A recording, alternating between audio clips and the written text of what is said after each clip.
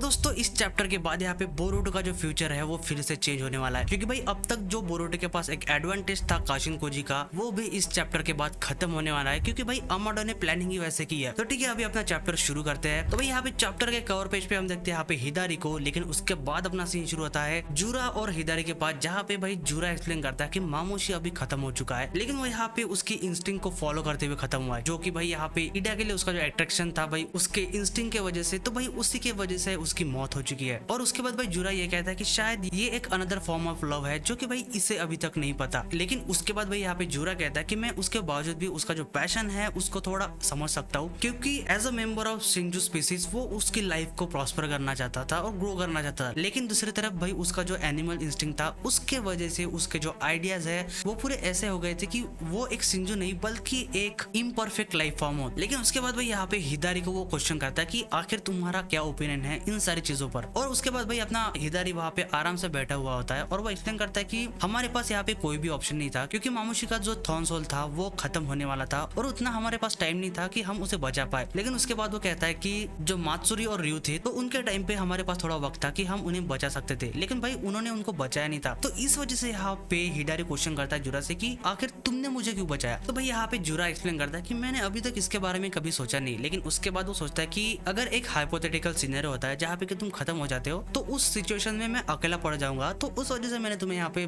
मरने नहीं दिया। तो भाई ये सुन के हम बहुत ही डिस्गस्टिंग रिएक्शन देखते हैं हिदारी के ऊपर। लेकिन भाई यहाँ पे उसी की वजह से जूरा उससे क्वेश्चन करता है कि तो ये मेरी बातें तुम्हें डिस्गस्टिंग तो नहीं लग रही है। और भाई यहाँ पे हिदारी कहता है कि बहुत डिस्गस्टिंग लग रही है। लेकिन भाई फिर से उसे जूरा कहता है कुछ भी हो लेकिन तू भी इनके जैसे खत्म मत हो जाना। तो भाई यहाँ पे फिर से हिदारी जो है वो वैसा ही डिस्गस्टिंग मूव बनाता है। लेकिन उसके बाद वो कहता है कि ये चीज सुनने के बाद मुझे डिस्गस्टिंग तो लग रहा है लेकिन मैं इससे नफरत नहीं करता हूँ। तो भाई उसके बाद हम एक बहुत ही खतरनाक रिएक्शन देखते हैं जूरा के ऊपर और बहुत ही घटिया स्माइल देता है वो यहाँ पे। और भाई यही सीन यहाँ पे ईरा देख रही है और वो सोचती है कि भाई आखिर ये दोनों बातें क्या कर रहे हैं, मतलब इतनी घटिया बातें, क्योंकि भाई ये one of the powerful characters है पूरी सीरीज में के, और भाई ये ऐसी बातें कर रहे हैं। लेकिन उसके बाद हम देखते हैं यहाँ पे हिदारी जो है वो बहुत ही एक नॉर्मल बुक पढ़ते रहता है कब से। तो यहाँ पे जूरा उसकी तरफ देखता है और वो क्वेश्चन करता है कि भाई आखिर तुम इतने टाइम से वही बुक क्यों पढ़ रहे हो, क्या वो सच में इतनी अम्यूजिंग है। तो भाई यहाँ पे हिदारी उसे कहता है कि मैं पढ़ नहीं रहा हूँ, मैं सिर्फ देख रहा हूँ। तो भाई उसके बाद जूरा उस बुक को लेता है और चेक करता है कि आखिर उसमें है क्या। तो भाई वो देखता है कि उस बुक के अंदर सिर्फ कैट्स की पिक्चर है और कुछ भी नहीं, मतलब एक सिंगल वर्ड भी नहीं है उसके अंदर। तो भाई जूरा कहता है कि इस बुक के अंदर थोड़ी भी इंफॉर्मेशन नहीं है, बस उसमें कैट्स की जो पिक्चर है वही लगी हुई है। तो भाई यहाँ पे अपना हिदारी कहता है कि मैंने तुमसे पहले कहा था मैं इस बुक को सिर्फ देख रहा हूँ, पढ़ नहीं रहा हूँ। तो भाई यहाँ पे हिदारी उससे क्वेश्चन करता है कि तुम इस बुक के बारे में इसे देखने के बाद क्या सोचते हो। तो यहाँ पे जूरा एक्सप्लेन करता है कि भाई मुझे कुछ भी नहीं लग रहा, क्योंकि इसमें एक भी वर्ड नहीं है, तो आखिर मैं इससे कुछ भी नहीं सीख पाऊंगा। तो भाई यहाँ पे हिदारी उससे कहता है कि क्या तुम्हें ये बुक क्यूट नहीं लग रही है। तो भाई यहाँ पे बहुत ही खतरनाक रिएक्शन देता है जूरा। लेकिन उसके बाद वो फिर से उस बुक को चेक करता है और भाई उस बुक का नाम होता है किटी कैट पैराडाइज। और भाई यहाँ पे वो उस बुक को देख के सोचता है कि क्या ये सच में क्यूट है। लेकिन उसके बाद भाई अपना सीन शिफ्ट होता है सरादा के तरफ, जो कि भाई चश्मे के दुकान में गई थी और फाइनली उसने एक नया स्पेक खरीद लिया है। और यहाँ पे वो कहती है कि ठीक है अभी के लिए उसका जो विजन है वो ठीक हो चुका है। लेकिन तभी उसके सामने वो देखती है कि एक कुनाय पड़ता है और भाई उस पे होता है उजुमाके का सिंबल। तो तभी भाई वो ऊपर देखती है और वहां पे होता है आसमान में बोरुटो, और वो उसे यहाँ पे दूसरे डायरेक्शन में पॉइंटेड करता है कि हमें उधर जाना है। तो तभी भाई ये दोनों उधर ही निकल जाते हैं और भाई उसके बाद ये दोनों विलेज के बाहर आ जाते हैं। तो भाई यहाँ पे बोरुटो उससे माफी मांगता है कि मुझे जानबूझ के तुम्हें विलेज के बाहर लाना पड़ा, क्योंकि मैं विलेज के अंदर तुमसे बात नहीं कर सकता था। तो भाई यहाँ पे सरादा उससे कहते हैं कि तुम यहाँ पे उड़ सकते हो, तो शायद तुम्हें बहुत ही मजा आ रहा है उसमें। लेकिन उसके बाद भाई यहाँ पे बोरुटो बैठ जाता है और वो यहाँ पे सरादा से कहता है कि मैं बहुत ही खुश हूँ क्योंकि तुम यहाँ पे अभी ठीक से देख पा रही हो। और वो कहते हैं कि हाँ अभी के लिए तुम्हें ठीक ठाक देख रही हूँ। लेकिन उसके बाद वो कहते हैं कि तुम्हारे राइट ऐसे उसे कंपेयर किया जाए तो ये चीज कुछ भी नहीं है। तो यहाँ पे बोरुटो कहता है कि तुम ये इतनी पास्ट की बात यहाँ पे क्यों ला रही हो। तो भाई यहाँ पे सरादा उसे माफी मांगती है, क्योंकि भाई हमने चैप्टर 78 में देखा था कि सरादा को बचाते वक्त बोरुटो की आंख कट जाती है, जो कि भाई कवाकी करता है। लेकिन उसके बाद ही हमारा जो ओमनीपोटेंस का सीन था जहाँ पे बोरुटो और कवाकी का जो रोल है वो रिवर्स हो गया था। तो उसके बाद भाई सरादा को कभी मौका ही नहीं मिला उससे माफी मांगने का। इस वजह से अभी जो उसको पूरा सिनेरियो पता है, तो इस वजह से वो यहाँ पे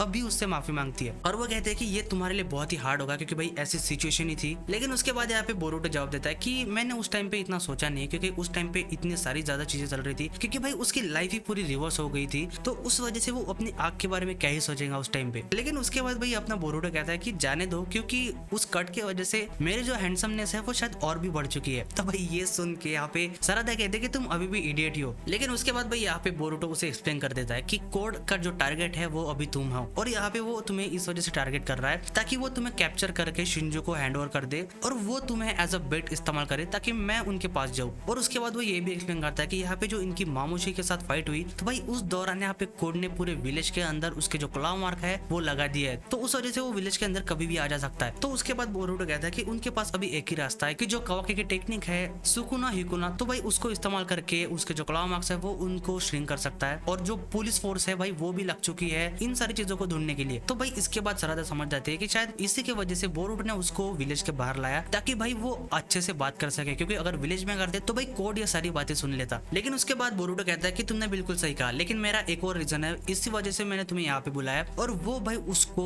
उसके जो सिंबल्स है वो हैंड ओवर करता है। तो भाई यहाँ पे सरादा उनको ले लेती है और उसके बाद वो कहता है कि मैंने बस यहाँ पे तुम्हें कोड का प्लान बताने के लिए नहीं लाया और तुम्हें बस वार्न करने के लिए भी नहीं। और उसके बाद वो कहता है कि मैं चाहता हूँ कि तुम यहाँ पे जब कोड तुम्हें अगवा करने आएगा तब तुम्हें वो कैप्चर करने आएगा तो तुम कैप्चर हो जाना। तो भाई यहाँ पे सरादा देखती रहती है, लेकिन उसके बाद अपना बोरुटो एक्सप्लेन करता है कि वो प्रोबेबली तुम्हें जो शिंजो का हाइडेट है वहाँ पे ले जाएगा, लेकिन इन सिंबल की वजह से मैं तुम्हारे पास आराम से आ जाऊंगा। तो यहाँ पे भाई सरादा समझ जाते हैं कि उसका अभी जो रोल है वो भाई एक डिकॉय बनना है और कुछ भी नहीं। लेकिन उसके बाद यहाँ पे बोरुटो एक्सप्लेन करता है कि अगर वो तुम्हें कहीं भी ले जाएगा तो इन सिंबल की वजह से मैं आराम से तुम्हें ढूंढ लूंगा, लेकिन जब तुम वहाँ पे पहुंच जाओगे उसके साथ तो ये जो सिंबल है तुम्हारे पास वो तुमसे दूर फेंक देना। तो भाई यहाँ पे सरादा क्वेश्चन करते कि आखिर ऐसा क्यों। तो भाई वो एक्सप्लेन करता है कि मैंने जो इसमें ये चक्रा इन्फ्यूज किया है, तो अगर कोई इसे पकड़ लेता है तो मैं उसे अच्छे से सेंस नहीं कर सकता। मतलब भाई उनके बॉडी का चक्रा और उसने जो इन्फ्यूज किया वो चक्रा, तो उस वजह से वो इजीली उस चीज को सेंस नहीं कर पाएगा। तो इसी वजह से वो कहता है कि अगर तुम इसको दूर फेंक दोगी तो मैं उस चक्रा को इजीली सेंस कर पाऊंगा। तो भाई यहाँ पे सरादा मान जाती है और कहते हैं कि क्या मुझे और कुछ करना है यहाँ पे। तो भाई यहाँ पे बोरुटो कहता है कि मैं बस ये होप कर रहा हूँ कि ये जो सारा डेंजरस प्लान है वो सही सलामत हो जाए, क्योंकि भाई उसे भी पता है कि ये बहुत ही डेंजरस प्लान होने वाला है और इसमें बहुत सारे ऐसे सिचुएशन हो सकती है कि भाई उन्हें पता भी नहीं कि आगे क्या होगा। तो भाई वो आखिरी में एक सजेशन देता है सरादा को कि कुछ भी हो जो तुम्हारी उम्मीद है उससे कभी मत छोड़ना। तो तभी भाई अपना सीन शिफ्ट होता है अमाडो और कावाकी की तरफ, जहाँ पे अमाडो एक्सप्लेन करता है कि उसने एक नए टोड को बनाया है और उसका जो बेस है वो सेम जैसे काशिनकोजी का टोड था वैसे ही है। लेकिन एक डिफरेंस है कि ये जो अमाडो ने बनाया है उनके अंदर एक कैरेक्टरिस्टिक का फीचर है जो कि भाई काशिनकोजी के टोड में नहीं है। और उसके बाद अमाडो कहता है कि ये एक नॉर्मल टोड नहीं है बल्कि ये एक साइंटिफिक निंजा टूल है जिसे भाई तुम तुम्हारे टेक्निक को इस्तेमाल करके, जिसका नाम है सुकुना हिकुना, उसको इस्तेमाल करके तुम श्रिंक भी कर सकते हो। और वो कहता है कि मैंने इस चीज को खुद होकर डिजाइन किया, तो तुम्हें लगता है कि ये बहुत ही क्यूट है। तो भाई यहाँ पे कावाकी कहता है कि भाई टाइम पास बंद कर और सीधे मुद्दे पे आके आखिर तुमने मुझे यहाँ पे क्यों बुलाया। तो भाई उसके बाद यहाँ पे अमाडो उसको एक स्क्रीन दिखाता है जिसमें उसका स्टेटस विंडो होता है और हम देखते हैं कि भाई उसका जो स्टेटस है वो 85% अटैक है और 15% डिफेंस पे है। तो भाई यहाँ पे अमाडो उसको ये पैरामीटर उसके शो करता है, लेकिन ये देख के कावाकी बोलता है कि भाई अभी तक ये 85 पे क्यों है, मतलब अभी तक उसका जो अटैक का पैरामीटर है वो 85 पे क्यों है। और वो कहता है कि मुझे टोटल 100 चाहिए था। लेकिन भाई यहाँ पे अमाडो उसका कहता है कि भाई ज्यादा होशियार मत बन और थोड़ा ओवर स्मार्ट बनना कम कर, क्योंकि अगर मैं ये 15% डिफेंस नहीं करता तो अभी तक तुम जिंदा भी नहीं होते। क्योंकि भाई हमने देखा था लास्ट फाइट में भाई ये पूरा ओवरहिट हो गया था। तो अमाडो भी उसको यही कहता है कि तुम जो ओवरहिट हो गए थे और उसके बावजूद भी तुम अभी तक जिंदा खड़े हो वो उसी 15% की वजह से। लेकिन उसके बाद यहाँ पे अमाडो कावाकी को कहता है कि देखो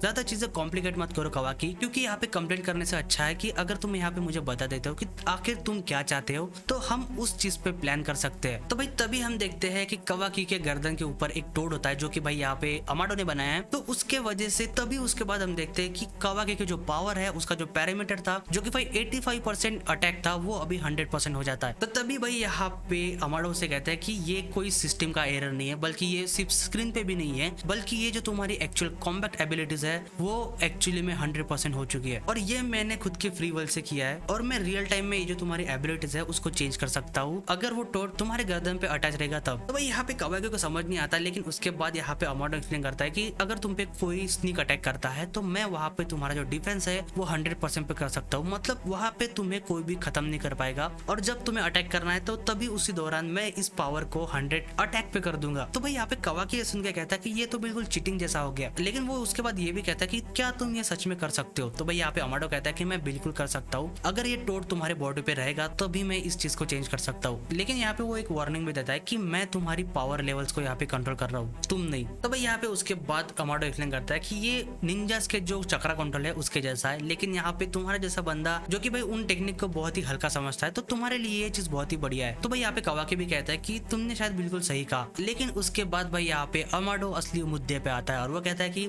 अगर तुम्हें ये एबिलिटी चाहिए तो मेरे लिए तुम्हें पहले एक काम करना पड़ेगा। तो तभी भाई यहाँ पे कवाकी उसे वार्न करता है कि देख भाई, अगर तुम अपनी बेटी के बारे में बात कर रहा है कि कैसे उसे कर्मा चाहिए जिंदा होने के लिए, तो मैं उसे बिल्कुल भी नहीं कर्मा देने वाला जब तक मैं उन सारे शिनजुस को खत्म नहीं कर देता। तो भाई यहाँ पे एक अमाडो कहता है कि मैं उसके बारे में बिल्कुल भी बात नहीं कर रहा हूँ, क्योंकि यहाँ पे जो मुझे चीज चाहिए वो कम्प्लीटली डिफरेंट है। और भाई उसके बाद अमाडो जाता है इनोरिन की तरफ और उसे आवाज देता है। और भाई वो यहाँ पे इनोरिन से कहता है कि अभी जो फाइट हुई थी मामुशी के साथ, तो इसका पूरा फाइट का डेटा इस रिपोर्ट में भरा हुआ है, तो तुम एक काम करो, तुम ये उस बंदे को दे दो। तो भाई यहाँ पे इनोजिन क्वेश्चन करता है कि क्या तुम यहाँ पे बोरुटो की बात कर रहे हो, लेकिन यहाँ पे अमाडो कहता है कि मैं बोरुटो की बात नहीं कर रहा हूँ, मैं काशिन कोजी की बात कर रहा हूँ जिससे तुम पर्सनली मिल चुके हो। तो भाई यहाँ पे अपना इनोजिन कहता है कि वो बहुत ही स्ट्रेंज जगह पे रहता है, तो मुझे भी नहीं पता, लेकिन अगर हम यहाँ पे बोरुटो को दे देते तो वो उसे पहुंचा देगा। लेकिन उसके बाद अमाडो कहता है कि अगर यहाँ पे तुम ये चीज काशिन कोजी को दिखाते हो तो उसे समझ में आ जाएगा ये चीज कितनी इंपॉर्टेंट है। तो भाई यहाँ पे इनोजिन मान जाता है, लेकिन उसके बाद यहाँ पे अमाडो चला जाता है। और भाई यहाँ पे इनोजिन सोचता है कि अमाडो जो है वो कभी भी ऐसे इजीली बाहर नहीं निकलता, तो वो आज क्यों आया। लेकिन उसके बाद वो क्वेश्चन करता है काशिन कोजी से कि क्या तुम्हें कुछ पता है कि फ्यूचर में आगे क्या होने वाला है। तो भाई यहाँ पे कोजी एक्सप्लेन करता है कि मुझे बिल्कुल भी नहीं पता, क्योंकि ये जो फ्यूचर चल रहा है, ये जो करंट टाइमलाइन चल रही है, ये ऑलरेडी न्यू टाइमलाइन है, तो उस वजह से उसकी जो टेक्निक है 10 पाथ उसने भाई कोई भी अपडेट नहीं दिया। उस वजह से यहाँ पे काशिन कोजी को भी नहीं पता कि आखिर आगे क्या होने वाला है। तो यहाँ पे इनोजिन क्वेश्चन करता है कि फिर हमें इस रिपोर्ट का क्या करना चाहिए। तो भाई यहाँ पे काशिन कोजी कहता है कि हमें इसको अभी ले लेना चाहिए, लेकिन हम इसको तभी ओपन करेंगे तब हमें कुछ अपडेट मिल जाएंगे फ्यूचर के बारे में। तो यहाँ पे इनोजिन में समझ जाता है कि अगर हमें यहाँ पे फ्यूचर पता चलते हैं तो उसके बाद अगर हम इसको इस्तेमाल करते हैं तो भाई हमें कोई भी प्रॉब्लम नहीं होगा। तो तभी भाई यहाँ पे काशिन कोजी समनिंग जूस यूज करता है उस रिपोर्ट को उसके पास लाने के लिए, और तभी यहाँ पे वो रिपोर्ट उसके टोट के साथ वहाँ पे आ जाती है। लेकिन तभी उसको उठाने के बाद एक आवाज आती है और वो कुछ सेंस करता है, और तभी भाई वो मुड़ के देखता है और उसके बाद भाई वो स्क्रोल को नीचे छोड़ देता है। और तभी उसके पीछे एक बंदा आ जाता है और वो होता है भाई कवाकी। और भाई कवाकी आते ही उसके सामने जो अमाडो का टोड है वो रख देता है, और भाई अमाडो उससे बात करता है कि यहीं पे तुम्हारा रास्ता खत्म होता है काशिन कोजी। और भाई ये सुनते ही यहाँ पे जो अपना काशिन कोजी है वो भाई कोलैप्स कर जाता है। तो उसके बाद यहाँ पे जब कवाकी उसे चेक करता है तो वो कहता है कि